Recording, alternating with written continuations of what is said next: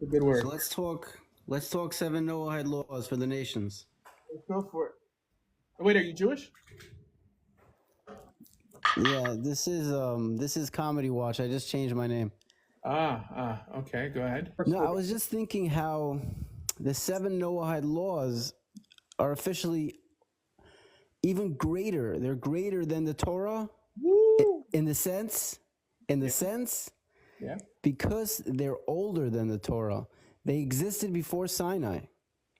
All right, continue.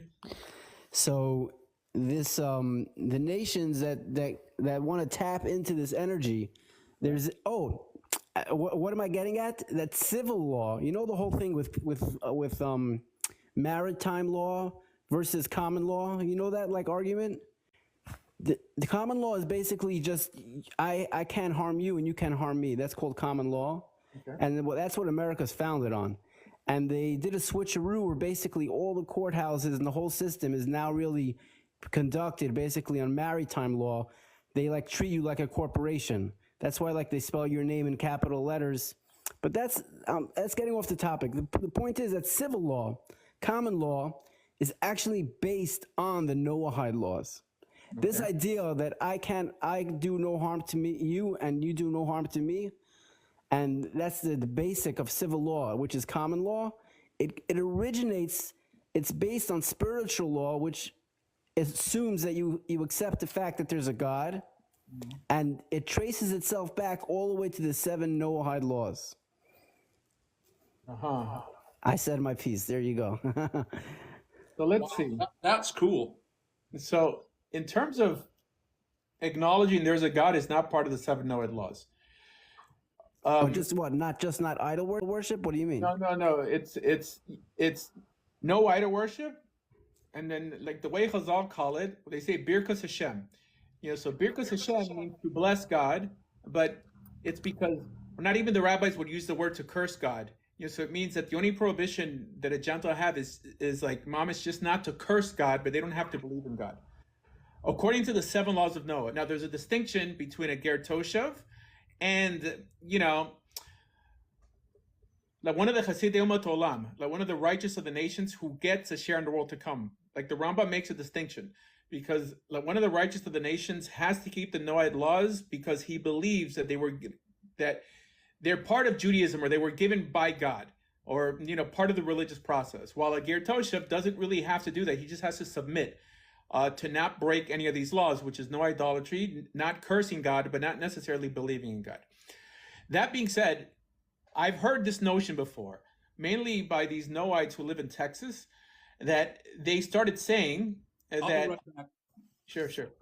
But they I'm not started going anywhere that far. Noahidism is greater than Judaism because it predates it. I mean, I heard some Kabbalists say like something similar. Well,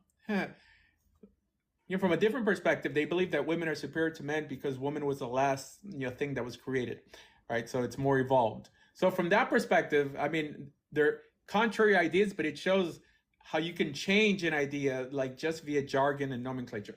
But anyways, so it's only a midrash, Agarata, that 6 laws were given to Adam and the 7th law was given to Noah. It's not a fact. It's folklore and legend. I know the Rambam mentioned it like in Hilchos Malachim. If the Noahide laws appeared in the Torah like a thing, is one thing. But it was developed, it was invented by the rabbis. And I believe in Torah Sheba'al Peh. I believe in the rabbis, okay? But the rabbis don't have the authority to create anything metaphysical. The job of the judges, right, who we call Chazal, is only to give us what's called halacha l'maisa, what we do, not what we believe. What we believe has to come from the Chumash itself for it to be binding. Yes, Jack, I see comments. Like I'm on TikTok live also. I mean, like on YouTube live. So because the rabbis can't develop metaphysical ideas, that means they're not binding. What is binding is halachas, gezeros, takanas, and even like minhagim that come from the Beis Din HaGadol. That's what's binding, not metaphysical issues. How do we know? The Rambam writes in Hilchos Sanhedrin that the power of the Sanhedrin was their vote. they would vote things into existence. You can't vote metaphysical things into existence, right? Or then we would vote that our enemies would drown in the sea, or that the Messiah should come, or something, supernatural like that. So yeah, I mean, I guess if you're convinced that not just the seven laws from that perspective, that all the Torah was given to Adam, then we just view Judaism differently. Yeah. Sefer Uzriel, they say, or Sefer Yetzirah, they say Adam had. Oh, Raziel. Raziel, yeah. Right. So Raziel is an angel in Kabbalah that supposedly gave like Adam Arishon like a copy of the Torah. Yeah. Yes. I don't. I mean, it's a medrash. It's folklore and legend. I mean, honestly, are you about tshuva like FFB?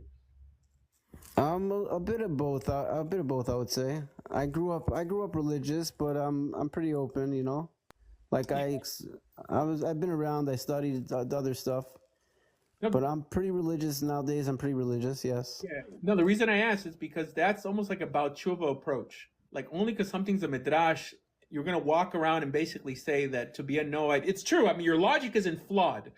If the Noahide laws did predate the Torah, right, a set of 7 laws that God judges humanity by, then from that perspective, it seems almost pure, right? I mean, it's probably less corruptible. I mean, this is the argument I make against Islam. If something is you say that it's the rabbis made it up. I disagree. I see there's many times in the Chumash where you see, like for instance with Dinah, when Dinah is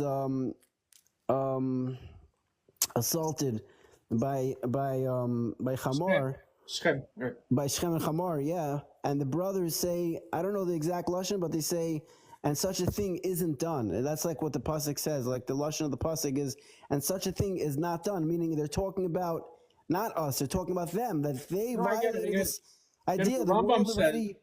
Yeah. So the Rambam there in Hilchos Malachim says that assaulted by Hamor. Shechem, right. By Shechem and Hamor, yeah. And the brothers say, I don't know the exact lashon, but they say, and such a thing isn't done. And that's like what the pasuk says. Like the lashon of the pasuk is, and such a thing is not done. Meaning they're talking about not us. They're talking about them. That they violated this idea. The Rambam said. Yeah. So the Rambam there in Hilchos Malachim says that because Shechem broke the mitzvah that they have of dinim to adjudicate their population, but they were liable to the death penalty, because according to the Noahide laws, every Gentile has to be unalived if he breaks any one of the 7 Noahide laws, even without what we call hasra, like a pre-warning, that's how primitive the 7 laws of Noahide is or are. Yeah.